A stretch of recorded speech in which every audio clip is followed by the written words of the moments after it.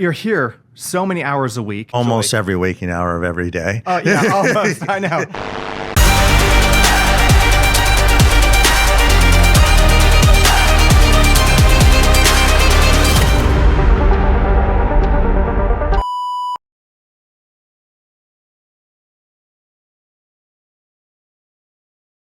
Welcome to Property Management Uncensored. I am your host, Phil Kazmierzak, along with a very special guest today. I was told I'd probably get fired if I didn't have him on here pretty soon, so he wasn't exactly an afterthought, but I'm glad he's here. Today we have Principal Broker of Atlantic Sotheby's International Realty, Kris Weaver. Kris, welcome to the podcast. It's good to be here. Thanks, Phil. So when I told you I wanted to do a podcast a few months ago, it was right when I got back into town. What did you think? Were you like, oh, hell, now what? You know, I kind of wasn't really that surprised. I figured, with politics and everything else, podcast is coming next. And it seems to be working out so far. People have liked it. They like coming on. We're getting a lot of views, which is fantastic. It's good. That's awesome. It's absolutely good. I heard you've been growing a lot. Yeah. It's no longer a check in the box type thing. It's like, okay, this is good because we have followers that are waiting to see the next episode. So that's a good thing. I know you flew in late last night, so I appreciate you being here. So let's talk about that first. When outside of work, what is your favorite thing to do? What are your hobbies? Well, I enjoy travel. I enjoy aviation, enjoy flying. I have a plane. Mm-hmm. Been working on getting my pilot's license for probably about 12 years, got it about 4 years ago, and been enjoying that. But other than that, traveling, I like music. Mm-hmm. So find great excuses to travel to different places. Just came back from Mexico City last night. What festival was there? Above and Beyond. Nice. Above and Beyond. Did you have a good time? Electronic music. Oh, I had a great time. It was amazing. So it was worth flying in at 12 last night to get in here to do this today. Yes, last flight of the day. Absolutely. So all of the hobbies, regardless of the position we're all in, all those hobbies take money. We're obviously in real estate. So let's talk a little bit about the integration of property management in the real estate sphere. What made you want to start a property management company? I mean, property management is just one of the major arrays of real estate services. I mean, you have brokerage, and then of course, after you own the property and you want to make a move, you want to turn that property into an investment, right? Absolutely. So you've got to have rental, you've got to have property management, and then the other part is I noticed that a lot of the property management companies out there, just as you know, aren't necessarily as top tier as what we want to be. And with our Sotheby's brand, we want to make sure that we can leverage our worldwide brand and also bring that same level of boutique services to the property management sphere. Right. We're still a small company, and we're able to give that personal touch, especially with shifting more towards video these days. So everyone gets video introductions instead of just an email introduction. So it's a lot more personal than it used to be. I think a lot of people got so systemic for a while, and I know we did too. And now we're really opening it up to be like, yeah, we're growing, but we still want to be like, there's people behind the computer screen. Are you talking about the softer side of property management? The softer side of property management. The softer side of Phil? It took 9 years, but it comes out eventually. Maybe 10. I think we're getting close to 10. We're getting 10. It'll be 10 next year. That's Who's right. counting? So what do you think we do better just as a brokerage as a whole than other brokerages? Is it services that we offer? What do you think it is? Well, I think it's innovation. We're always innovating. We're literally have weekly focused meetings where we're talking about what's working, what's not working, what can we improve on, and then quarterly goals of what's gonna move the needle. So I think innovation is really the top thing, but it's also we subscribe into something called the New Gold Standard, which is basically elevating our services up to the highest level possible, almost mimicking like the Ritz-Carlton hotel chain. Right. So, that's really a tall order. So our whole group is working together to bring that level of service, not only to brokerage, but also to property management as well. Right. And we implemented that, about 2 years ago, I think? We started using our Traction, Traction doing our VTO meetings about 3 years ago, and New Gold Standard started working on that almost 5 or 6 years ago. That was a while ago. Yeah, and there's been a huge change since once those goals are written down and you're creating steps to get to them. The change is just monumental. It's huge. Yeah, I love seeing it. And I wouldn't say it's always incremental. No. Sometimes you take a couple steps up the ladder, and right. And you try. You throw things at the wall. Some things stick. Some things don't. That's right. I think a lot of people are afraid of just making those changes in the first place, and that's holding them back, especially when it comes to technology.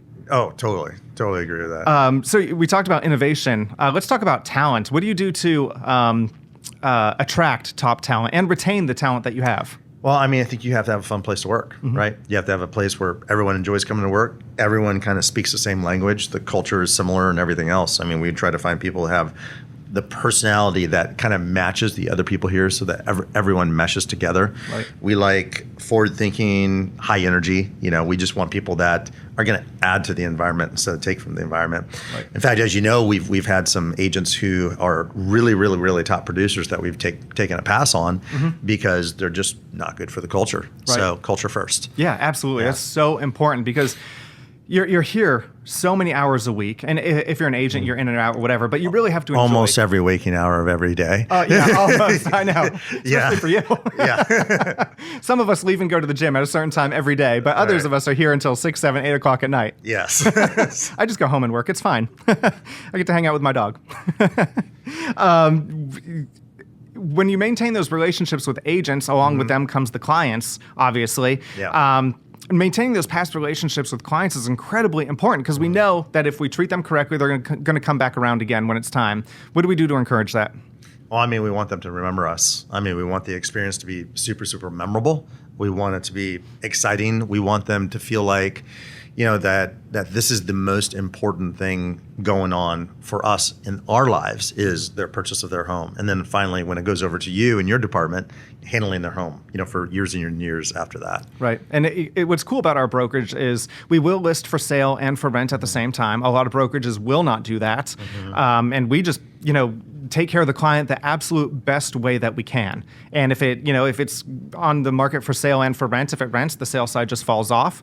If the opposite happens, the property management side just falls off. There's no fees, Yeah, and I mean, I agree that works pretty beautifully as well. I mean, a lot of times you see a lot of tug of war between the agent and the property manager, and here it's really not a problem at all. No, especially even with outside agents. Now that we've partnered with several local real estate agents with our give back guarantee.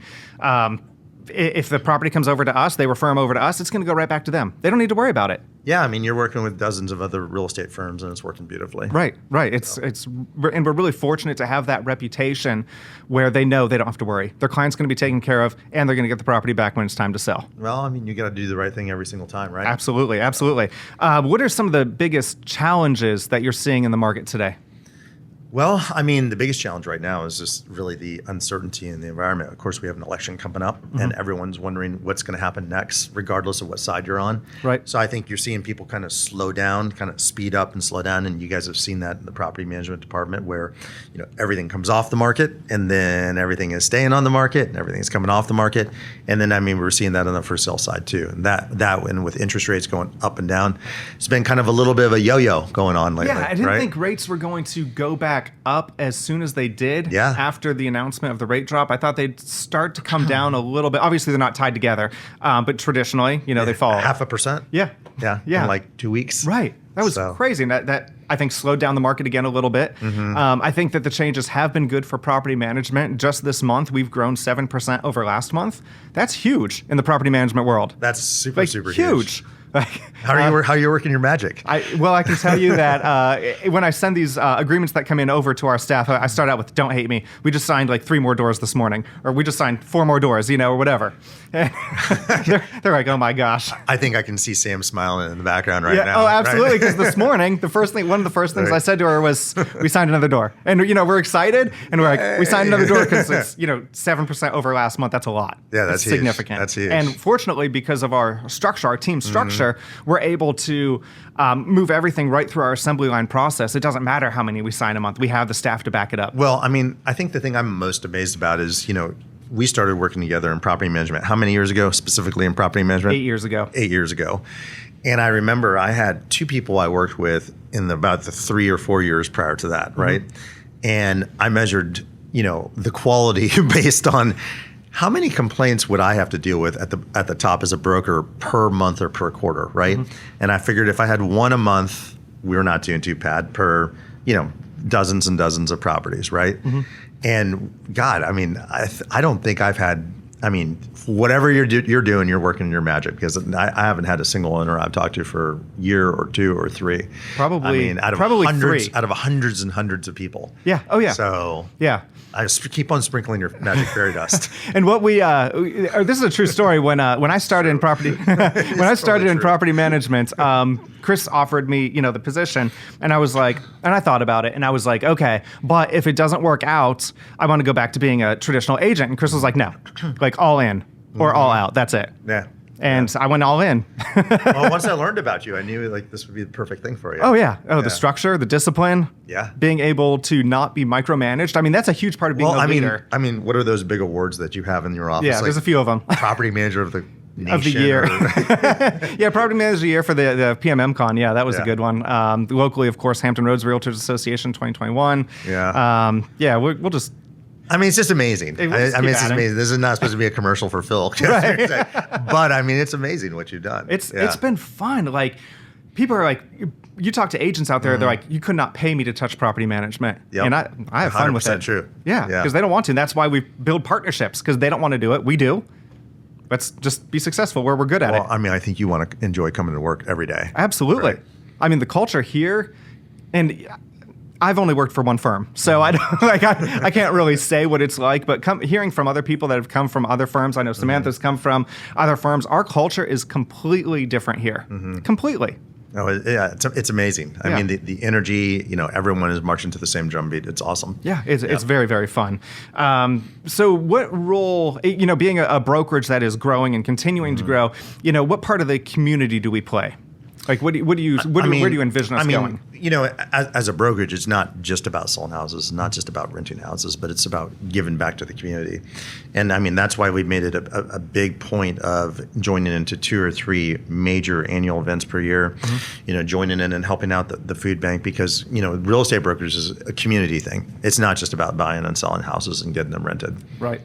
And I know, it's so important to give back, because otherwise you're just that agent, and real estate agents, don't traditionally have the absolute best reputations. A lot of, especially with what's going on at the national level, they're overpaid or whatever. But when you look at us, we're the ones that are involved in the community. Like, we're the ones with the food bank and volunteering and Habitat for Humanity, like all these other things. Like, those are realtors. Yeah, and I mean, it's amazing when you go online on social media. I mean, you see it all the time. I mean, not just with our firm, but many, many firms out there that are helping the community. I love it. Right. That's what I love too. Just being out there. And I think that anyone who can give back should give back, but especially once you hit a level of success, it's imperative to give back to the community, whether it's through church or civic league or the Realtors Association like I am, or, whatever it is. Like, we have to give back. A little bit every month. Whatever you can do, it all matters. Yeah, absolutely. Absolutely. So we're going to go into actually, one more thing before that. When you're looking at the brokerage, whether it's property management, any of the other businesses, what are you looking at as your KPIs, your key performance indicators for success? I mean, I think clients coming back. Clients coming back and working with the agents and working with the company time and time again. That and just their overall level of satisfaction. I mean, part of our mission statement is to create extraordinary experiences. And I mean, I think that's actually kind of tough a little bit in both real estate brokerage and really with property management. Right. I mean, if you're talking about an extraordinary experience with a tenant and an owner, I mean, you're kind of in a tug of war position, right? Yeah, we're the middleman. The owner is trying to save money, and the tenant wants the property as pristine as possible. Yep. So, I mean, you've been able to deliver that. I mean, deliver an extraordinary experience on both sides. I'm not exactly sure what voodoo magic you do that. I know you've got great systems, but I mean, I think that's the main determining factor. Was that an amazing experience? Is it memorable? Would you do it again? Right. And I have no shame in giving us our plug with our owner satisfaction score of 95%. I will take that every day of the week. 95%. That's amazing in the property management world. Usually it's like 65. Right. And, from owners, and the owners, obviously we work for the owners. When we send out a tenant survey, if we're in the mid 80s, I'm happy, because that's still fantastic. But to get a 95 from owners, I love it. Yeah. I mean, I understand it, because I've seen a work order come through. I saw one ant. In a month. Right. Yeah. So that's pretty tough to solve that equation sometimes. Yeah. It can be challenging. All right. We're going to move into our rapid fire questions. 7 questions. First thing that comes to your mind. If you could have a superpower, what would it be? Time travel. Nice. Time travel. You know why? Why? Because I could go back to the best moments and I could relive them. And if I'm stepping into something, well, where it needs to get done, but maybe I don't want to be there, I can travel right through that. I like that. What's your biggest pet peeve? The biggest one that's coming to mind right now is, when you ask a question, and especially you ask a question by email, and then you get a multi-page answer, right? Versus three or four answer response. Yep. I'd rather just get straight to the point. Let's get it done. Yeah, and mine's sort of like that. When I ask a question, or when someone asks me a question, but they don't give me enough information to respond. Like, hey, I get it all the time from people, and they will say something like, hey, what's going on with this person?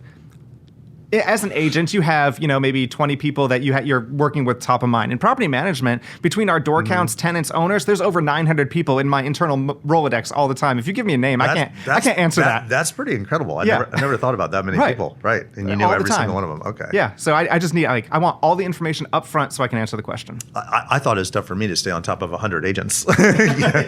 Yeah. Well, that can be challenging too. It's like herding cats. So what was your first job? So, first thing I did work-wise, or first job? First job. Oh, first job. Yeah, first job. Okay, first job. One of my friends in high school worked at this company called Ritz Camera, back when they had camera shops, and I worked at the camera shop. Okay. I developed the film, I sold the cameras, I did all that, and I did that when I was 15. Nice. Yep. Cool. What's your biggest fear? Biggest fear? God, there's not that much I'm afraid of. Biggest fear, probably just not continuing to move forward every day. That feeling of growth. I think that, even if you make it to a certain spot and then you just stay there, I'm afraid of that. If I'm not growing, then I feel like I'm ripe and rotten. That's why you are so keen on innovation, because you have to keep moving forward. Yeah. That works. What's the first thing you do in the morning? First thing I do in the morning. Well, this is a pretty boring one, but I check my contact. Not check. I put in my contact lenses. That's all right. And then I do look at my phone because I can't see it. Right. Until I put my contact lenses. I think that's a guilty habit of all of us. The first thing we do in the morning is we reach over and we grab that phone and I delete, like all the junk mails. Yeah, but it's always going to be good stuff there. Yeah. Well, by the time I hit work, these days at least. Yeah. By the time I walk through the door at the work here, the only thing in my inbox are the productive things that I need to respond to. So, what makes you happy? I'm so thankful for everything. I'm thankful for the air that I breathe. I'm thankful for all the friends that I have, everyone that I get to work with. I'm thankful for just amazing people, just the opportunity to innovate every day.